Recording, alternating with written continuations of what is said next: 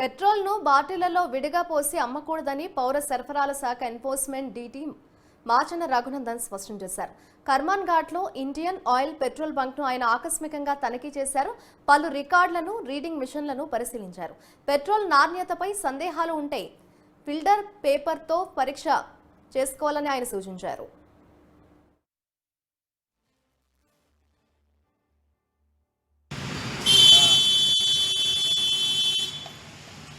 ఈ plotting paper మీద ఒకవేళ పెట్రోల్ పోసినప్పుడు మరక ఏర్పడితే పెట్రోల్లో కల్తీ ఉన్నట్లు లెక్క. ఇక్కడ మరకేం ఏర్పడలేదు కాబట్టి కల్తీ లేదు అర్థం. మామూలు వినియోగదారులు ఎవరైనా కానీ పెట్రోల్ కల్తీ ఉండొచ్చేమో అన్న అనుమానం ఉంది. బంకులో మేనేజర్ ఉంటాడు, మాకు కల్తీ ఉంది అన్న అనుమానం వస్తే కనుక మేనేజర్ని పిలిచేసి మాకు పెట్రోల్ మీద అనుమానం ఉంది, ఫిల్టర్ పేపర్ ఇవ్వండి అంటే ఇస్తారు. ఒక చుక్కలు 2 చుక్కలు వేస్తే ఈ ప్లాటింగ్ పేపర్ మీద ఒకవేళ కల్తీ ఉంటే మార్క్ ఏర్పడుతుంది, కల్తీ లేదు అంటే పెయిన్ వస్తుంది. అది వినియోగదారులు వాళ్ళ సందేహాన్ని నివృత్తి చేసుకోవచ్చు.